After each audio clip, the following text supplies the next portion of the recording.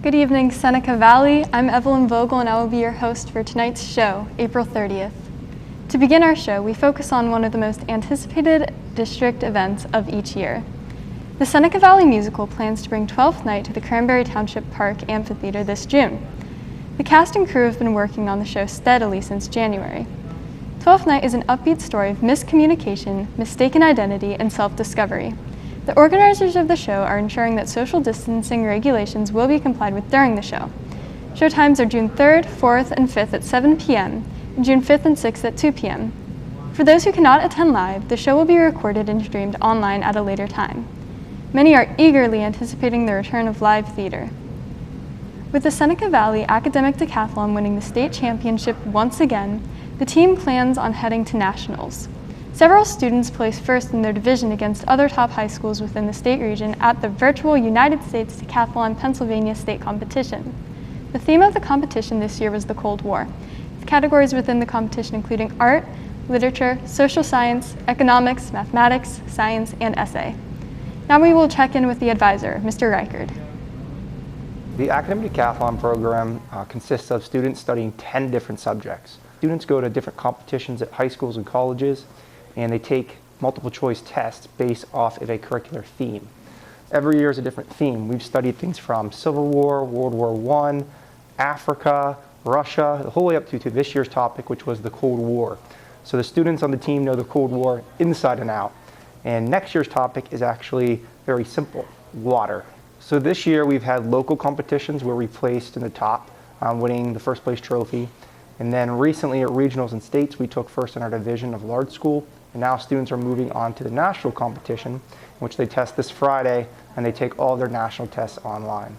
Next year, nationals will be in Pittsburgh, Pennsylvania. So we're not traveling anywhere that the students haven't been to before, but I'm really excited, and I want to maintain that first place motivation and get the students to represent their state down in Pittsburgh. I think it's really going to help the kids next year moving forward.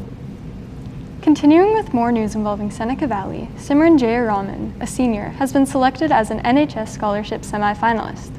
She was chosen from almost 10,000 applicants around the country. Seneca Scouts own Alex Osmond sat down with her to talk about the process and the scholarship. Okay, so the scholarship that I received was a $3,200 scholarship to go towards my future college plans. So I'll be using it to continue service and work towards my degree at the University of Missouri, Kansas City.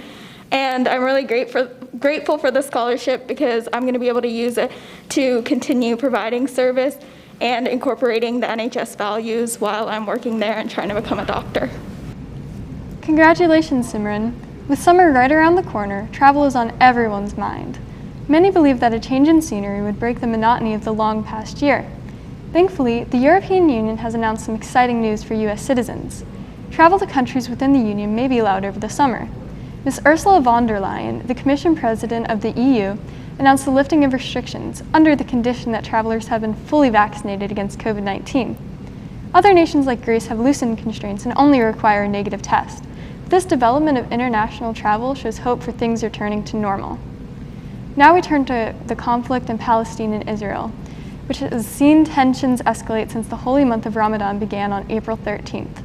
The Seneca Scouts Giovanni Salsa checked in with his uncle, who lives in the area, to give us an update. Good evening, Seneca Valley. My name is Giovanni Salsa, and I, alongside my uncle, will be covering the recent clashes that took place in Jerusalem. This stuff happens all the time. It's always initiated due to religion and the fact that, it's just Palestinians versus Israelis, and it's like, it happens all the time. And we're just going to get right into it. We're going to see my uncle's opinions on this since, he lives in Palestine, so roll the video. It all started on the first day of Ramadan. The Israeli authorities decided to break a cardinal a pledge of respecting the right to worship by silencing the evening call to prayer for the Muslims. Other Palestinians were also banned from gathering around the Damascus Gate, which is a landmark in Jerusalem, in the east part of Jerusalem, which they traditionally, after they're breaking the fast at the evening, they usually gather at the Damascus gate. So they were banned by the Israeli authorities to do so. The Israeli police, on the other hand, allowed hundreds of youths from the far right called Lahiva, considered racist and extreme even by the Israelis themselves, to march. They allowed them to march towards Jerusalem old city and chanting death to Arabs and Arabs get out and whatsoever. And when the Palestinians confronted them and tried to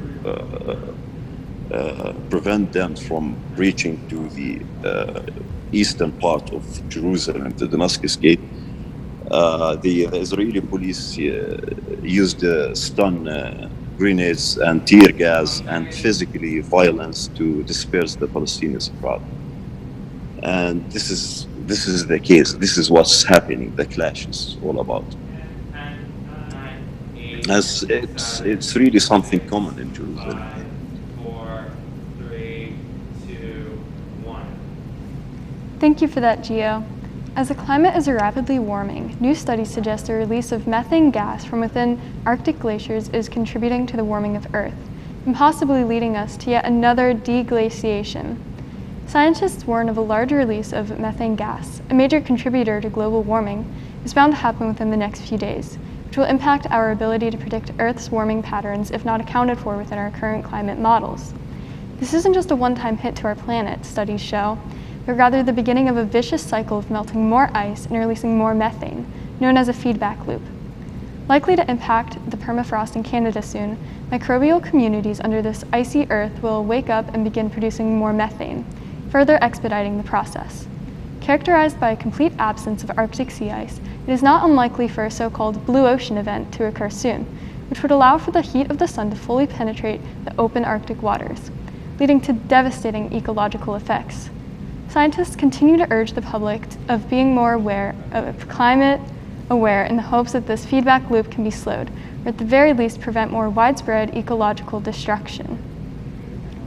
Lastly, with all that this long past year has taken from us, it's refreshing to find stories that featured the positive aspects of living during the pandemic.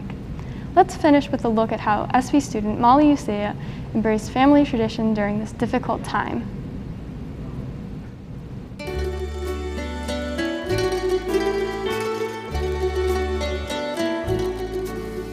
Though COVID-19 has brought countless hardships on families, the Useas have found a positive takeaway through cooking and their, quote, rediscovery of tradition. My name is Molly Usea. I got into cooking mostly over the COVID-19 quarantine period of last year. I specifically got into making gnocchi. Growing up, gnocchi was always my favorite noodle. But for me it's very special because it's a family tradition. My great-grandmother always made gnocchi. I never met her, but the story goes that my grandmother's family made gnocchi and my grandfather's family made cavatelli. For me, just to have dough being made again, homemade dough, is kind of neat because that's a tradition that I think our family has lost a little bit. My grandmother was not a dainty individual. She would roll the dough out and she made noise on the top of the countertop, and it was just a mess when she was all done. She got up very early in the morning, destroyed the kitchen, made great food, and then she was done, and she would tell my mother it's time for her to go in and clean. With more time on her hands, Molly has cherished the opportunity to get embedded in family history and tradition. If it weren't for COVID-19, I don't know if I would have gotten into cooking, and I don't know if I would have revived this tradition of making gnocchi. So despite all the all the craziness COVID has brought, this is something that has been wonderful that COVID has brought, and this rediscovery of this tradition has been very nice. My generation, me and my sister, we didn't carry on that tradition. So it's kind of nice that my daughter is finding ways to do this without it being such a hardship on her. And it's actually showing me that maybe I could do it too. So I'm excited because maybe it will bring some of those traditions back.